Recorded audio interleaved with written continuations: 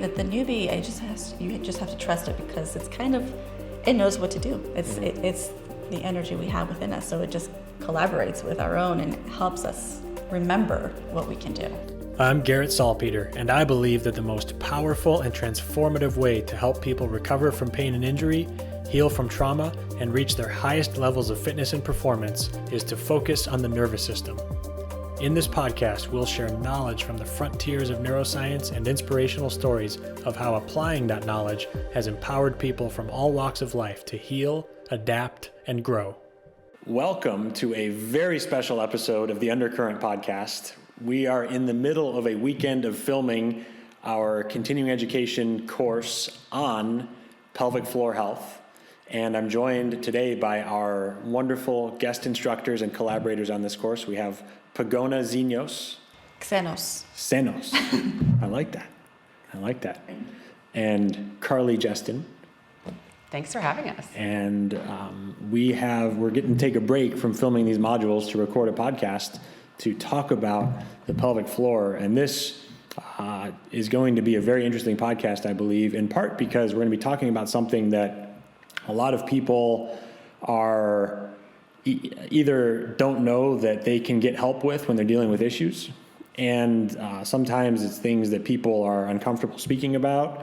And I'm really hopeful that this course and even just this conversation in the podcast can help bring to light opportunities to solve problems that can be really impairing somebody's quality of life and function in terms of, reproductive health, in terms of waste elimination, in terms of pain and function. There's just so many things that we'll get into here. But let's talk first, just to set the stage for people who don't know as much about the pelvic floor and what it does and why it's important and why we're even having a course on that. Can we start with a little bit about what the pelvic floor is, and anatomically and physiologically what its function is? Sure. The pelvic floor is there for support. It's like right in the center of the body. It supports so many structures that are coming from below and above. For one, it supports our organs, our viscera. Mm-hmm. The pelvic floor is comprised of so many muscles, hammock muscles, that go from laterally and from front to back, and then fanning in between. It's multidimensional. So it's involved in supporting the viscera, our intestines, our reproductive organs. It's vital. And of course, our sexual health. Who doesn't like to have good sex? It's not fun to have painful sex. Yeah. And we want people to be able to talk about that openly and freely. And Carly, do you have any? Yeah, I think it's also really important to remember the connection that this kind of center point of the body is connected to everything else and can really show up in different ways, affecting hips, low back, any issues like that. So I think it's something that's important for everyone, men and women. And so, Pagona, you work out of a practice in Arizona and work with a lot of, mostly women, but it does not exclusive to women, but in the pelvic floor area. And then Carly, you're working out of a practice here in Austin and going and actually doing a lot of mobile work, going and seeing people in their homes. That's right. So I want to ask this to both of you. We'll start with Carly here. Sure. So can you talk about some of the examples of patients or clients that you've worked with for pelvic floor related, just to show people the breadth of how this type of work can impact them and their quality of life, the different types of circumstances where it's important? Yeah, for sure. My primary focus is postpartum women. So that can mean women who just had a baby to women who had babies years ago. I have a client that I'm working with right now. She's been having some issues. She had a baby about three and a half years ago. She's been having some issues with some sciatic pain, kept trying to find the right answer, what's going on, this sort of thing. Went to see specialists and couldn't quite figure out what's going on. Then we figured out there was some pelvic floor dysfunction, so I've been working with her with a Newbie, and within the span of about 2 months, she's pain-free. She's doing all of her things that she's limited in doing before. Hiking, that sort of thing. So it's been really awesome just to see, this kind of thing where, you just don't make those connections, or pain is showing up in one area of the body, but it's really coming from the pelvic floor dysfunction. So that's been really cool to see. That's awesome. Yeah. That's kind of a breakthrough insight For sure. to have this pain that you think, oh, it's my back or this or that. Yeah, it's and my to see hip, that- or yeah. you know, and it's related. It's all connected. Yeah. But yeah, really strengthening and focusing on that area has been helpful. Awesome. How about you, Pagona? What examples kind of come out top of mind to showcase the importance of this pelvic floor work? Well, the way that it got started for me is I started seeing women, and as a fascial stretch therapist, you know, I work a lot with moving the fascia, and the fascia is something that moves slowly. And so it was very different than my massage work that I was doing, where going to trigger points and deep tissue and manipulating the tissue.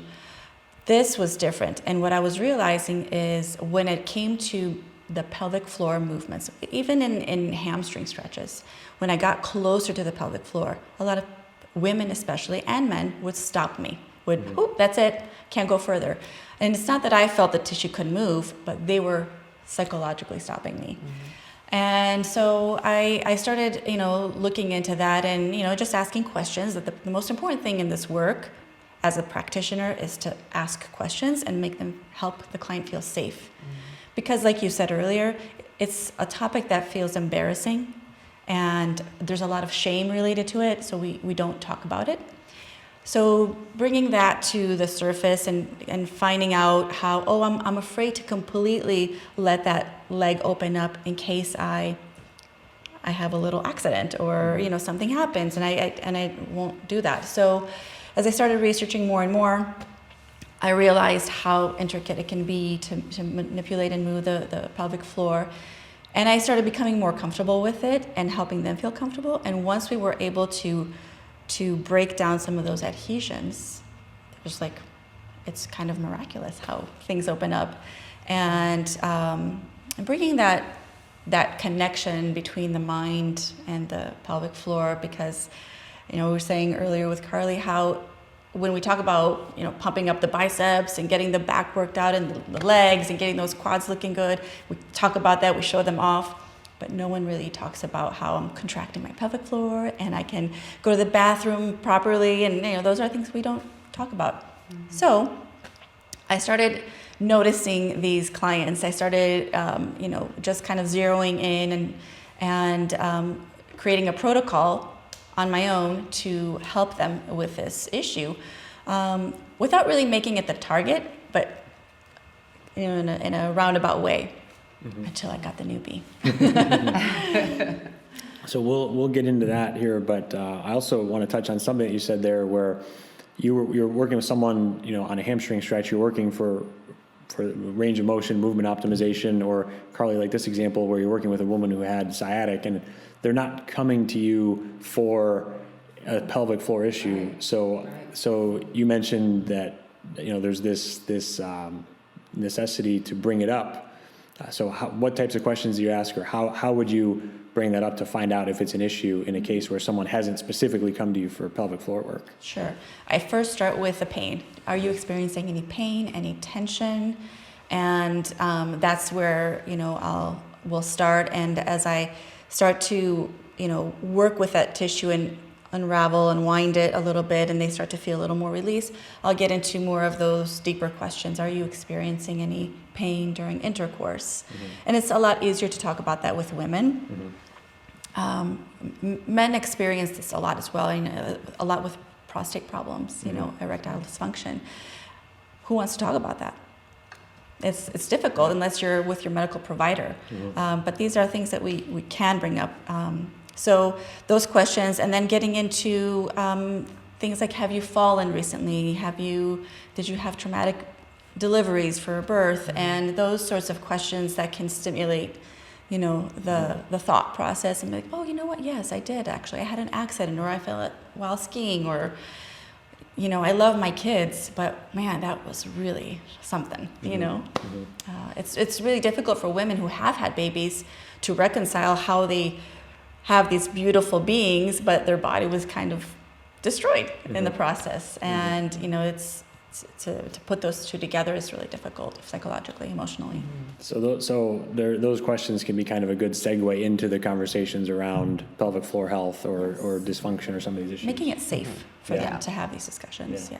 And so, I mean, a lot of that has to do with, anytime as a provider, as a caregiver, you got to build rapport and be able to ask those types of questions and be present with people. And I mean, all those in order to be able to talk, especially in order to be able to talk about something where someone might feel that sense of shame or embarrassment. Yes, and a lot of what happens there too with women especially is we have normalized, sneezing and crossing our legs or sneezing and losing a little bit of that, bladder function, and making it a joke. Oh, that's what happens when you have kids, or that's what happens as you get older.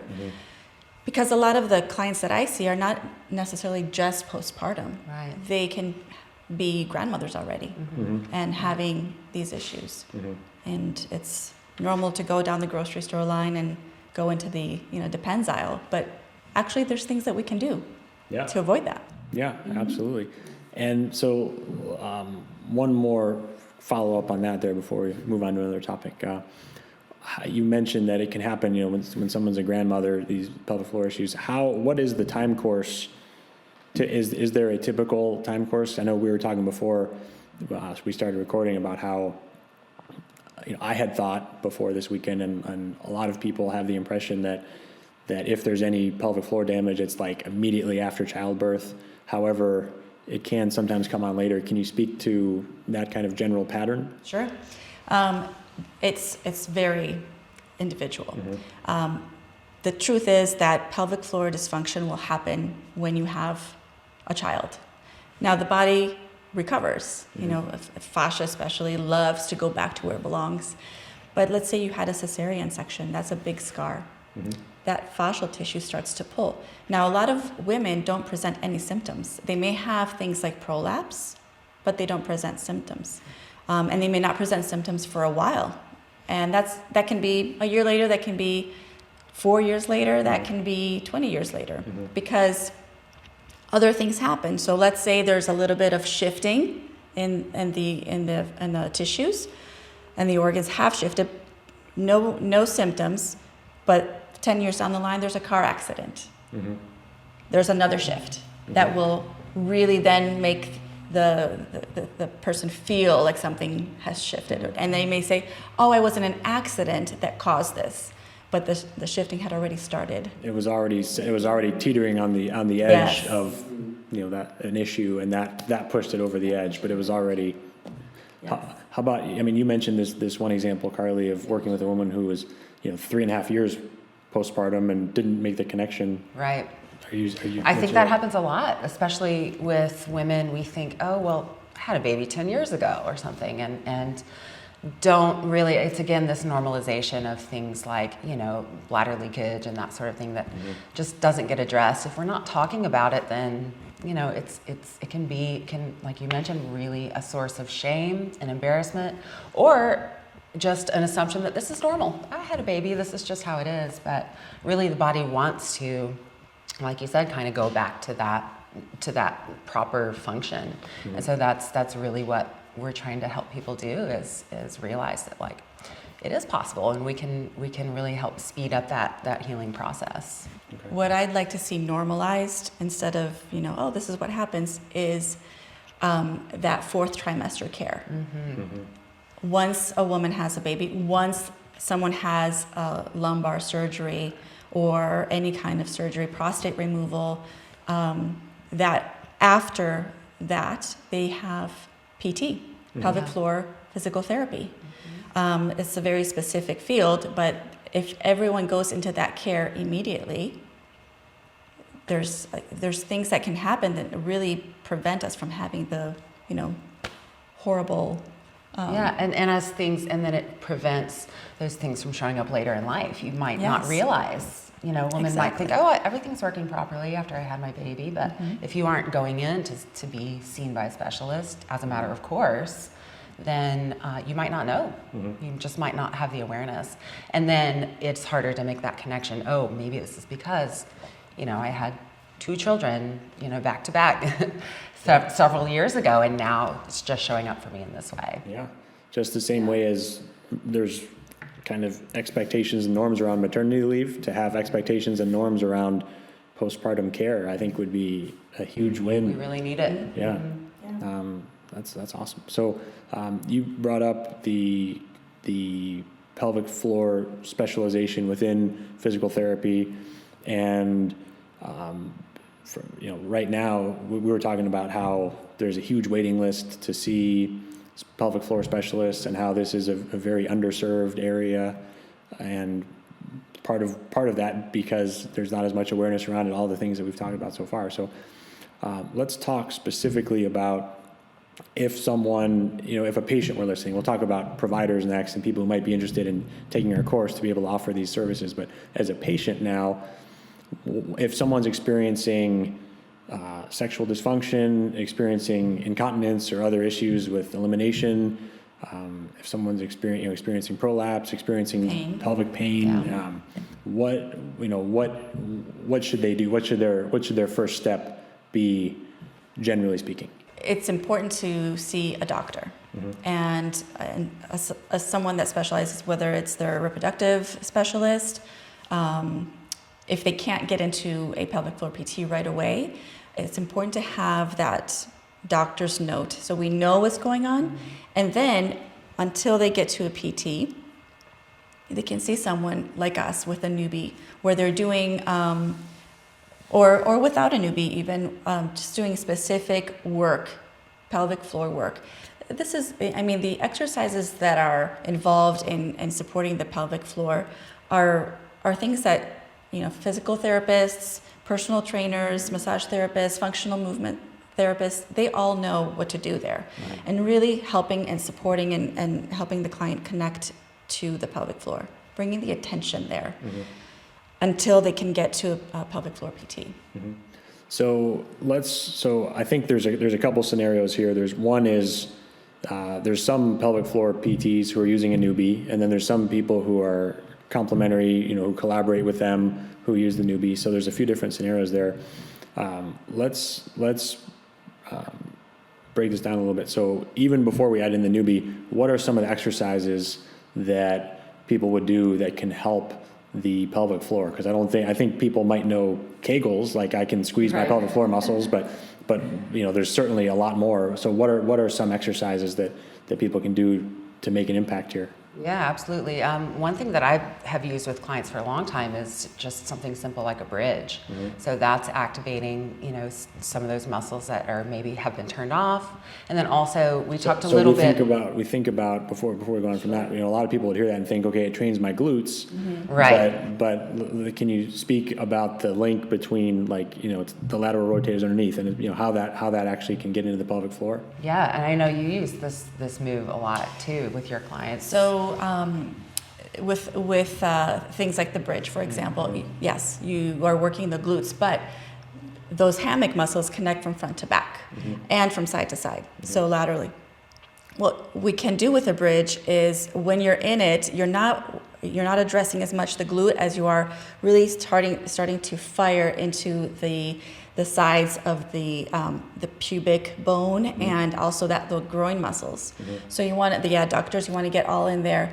I think it's important to remember that with Kegels, for example, you mentioned those, you're creating tension in that area when you're using Kegels. So Kegels are not the exercise when people have pelvic floor dysfunction. It's something to use a little bit because although you think, oh my gosh, okay, so I have this laxity in my abdomen, I need to strengthen everything. And of course, when women have babies or they have some kind of surgery, any client that has surgery says, I want to get my body back. I'm in a rush, I'm going to go and I'm going to lift and I'm going to squat and I'm going to blah, blah, blah, blah. But because there has been that shift, the body automatically, the brain tenses up those muscles in the pelvic floor, and there's a lot of tension. So we think that we have to strengthen, but there's so much tension already that we have to find a way to relax. So as you lift up into that bridge pose, opening up those legs and allowing them to to just soften, and then going back into the tension, so that we're training the brain to think about controlling that area. So it's not in that constant state of fight or flight. I know that nothing can leave my body. And allowing you to control when you're going to tense and when you're going to relax. Tense, relax. That's a nerve pathway that needs to be imprinted. 100%. So many times we get stuck in one domain. Yes. And we need to be able to oscillate between them. So there, I think that's kind of cool, because it's taking the exercise that, we all know, taking a glute bridge, but changing the emphasis, whether it's by focusing on the adductors or abducting and adducting the hips, or how that can really change the impact. We have a bunch of exercises that are alternatives of the bridge pose that are in the course, of course, so you can see a lot of that. Where we teach you how to activate the different parts. And a lot of these exercises are things you can do without the Newbie. So, a lot of people might be familiar with them, but then adding that on top is such an effective, especially finding that balance between the tension, the active work, and then really understanding and being able to fully relax into that with the frequency changes too. Have you picked up your copy of the NeuFit Method yet? In this book, Garrett helps you reconnect with the nervous system and improve outcomes at every stage of rehab and fitness. Based on Garrett's proprietary NeuFit methodology and Newbie technology, the solutions in this book will introduce you to a framework for overcoming virtually any physiological challenge. Take the first step in enhancing recovery, boosting performance, and optimizing health in ways you never thought possible. Now available on Amazon in hardback, paperback, or Kindle. And now, back to the show. Yeah. So that is a good segue now into how we can apply the Newbie. So there is this field of pelvic floor physical therapy and different exercises and different manual techniques that can be used to help here. How can adding the Newbie make this more effective? How can it enhance or amplify the effects of these types of treatments? That's how I think of the Newbie as an enhancement. So again, like Carly said, you can do all of these exercises. People can do them on their own. They can go online and find these exercises. There are so many pelvic floor PTs, because they realize how important it is, that have created online modules for people. Where the Newbie came in for me is, as I was saying earlier, my word is imprint. I love imprinting these patterns, and that's what I believe the Newbie does. And it helps. I actually use the master reset quite a bit too. Just to go back a little bit, another thing that people can do is do breath work, just to really learn how to breathe, really learn how to connect through the breath, and how to expand that abdominal cavity and how to bring it all back in and zip it up, as we say. And there's a really interesting connection so the diaphragm runs horizontally in that transverse plane across the body in the middle of between the chest and the abdomen, and then the pelvic floor is parallel to that. So the diaphragm and the pelvic floor work have together. This kind of mutually supportive relationship. Synergistic, yes. Yes. And breathwork is, I know you use it a lot with your clients, and then with postpartum clients as well. It's the starting point for any of that healing to take place. That breath is absolutely crucial. And then using the Newbie on top of that really can kind of trigger in the brain those, like you're talking about, that pathway of like connecting to your breath. What is it supposed to feel like? When I'm in this, on an inhale, and what is it supposed to feel like on the exhale, and then really being able to find that balance, and then it becomes natural. It's just a natural process. It becomes natural until it becomes imprinted. So I have a client who had prostate cancer and had his prostate removed, and we're working with him. I had seen him before for stretch therapy, typical, but then once he had the surgery, he was in that state of fight or flight. He couldn't seem. He had a lot of anxiety. So what I started doing with him is, instead of going out onto the PT floor, went into the private room that I have and set him up with master reset and did breathing techniques through the whole thing.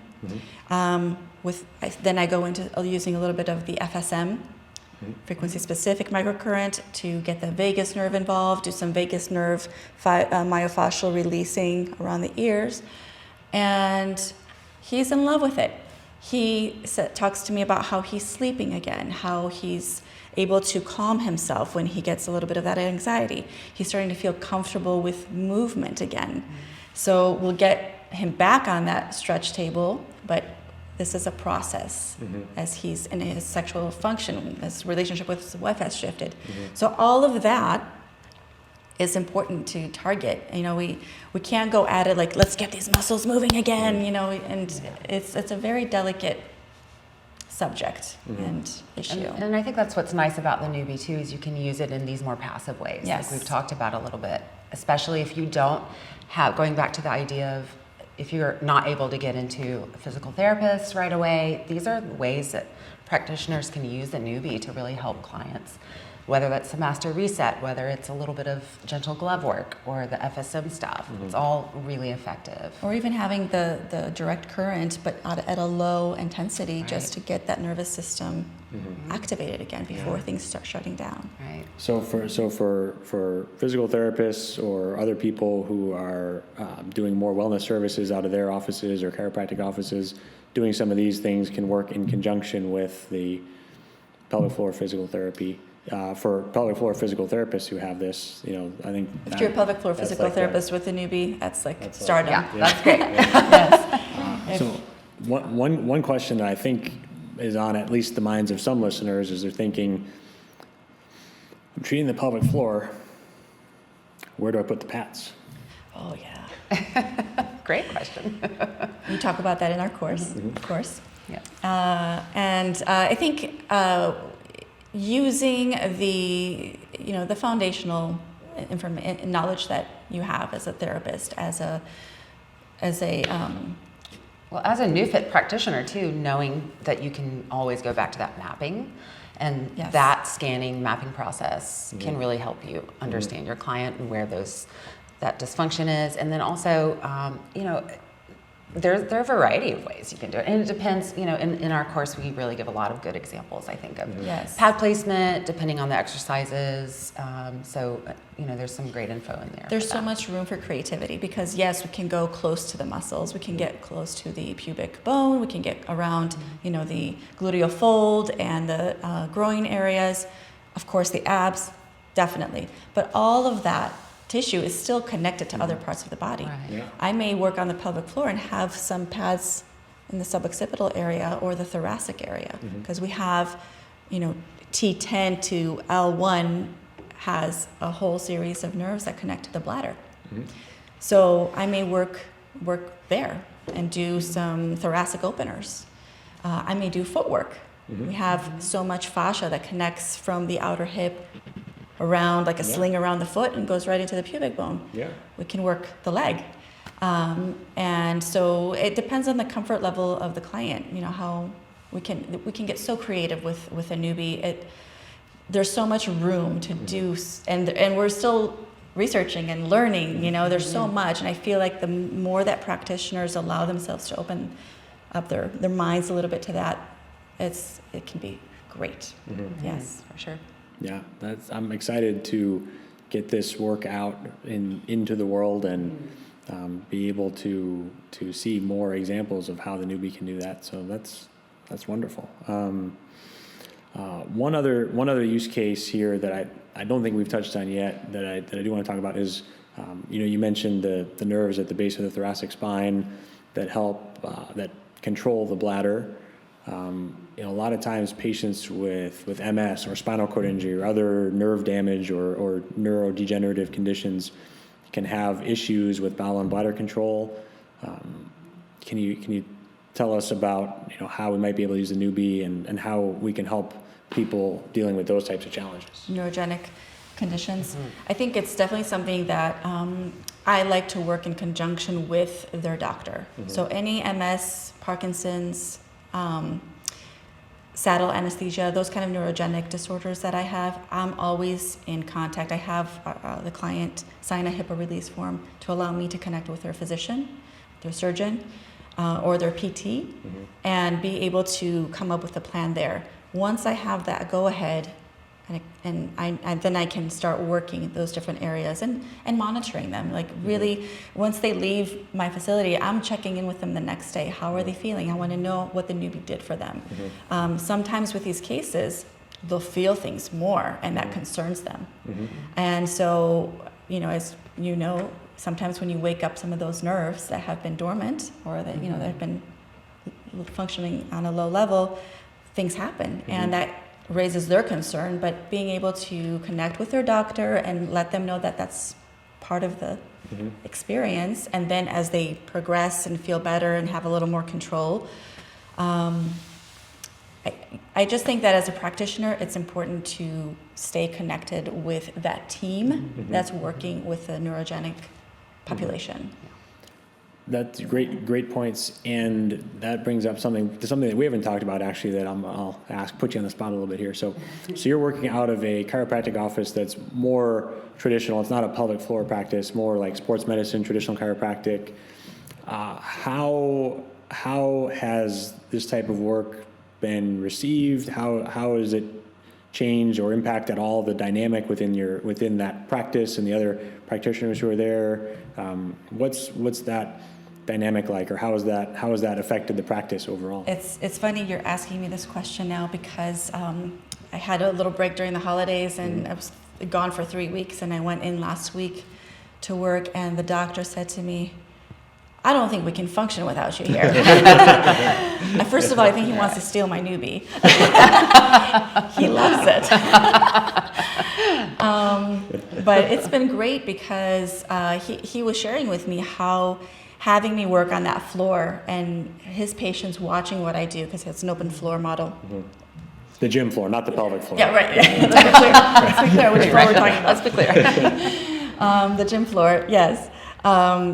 Having his clients watch me do the work on my clients has been great, because I hear him talking about the Newbie all the time. And this is what she does, and this is how it can help you once we're done here, or even while we're doing this for you now, I want you to go see her. So the referral back and forth is like constant. And he's an athlete, so he keeps injuring himself in different ways. He comes in, calls me, I need you to put me on that Newbie. And he's like a huge proponent. He talks about, do you want me to give you a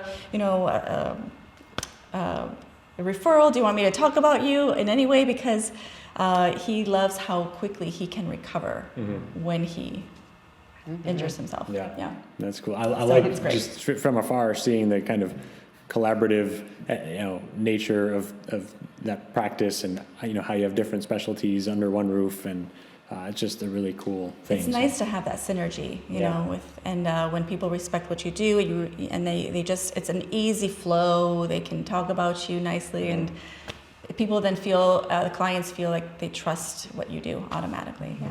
For sure.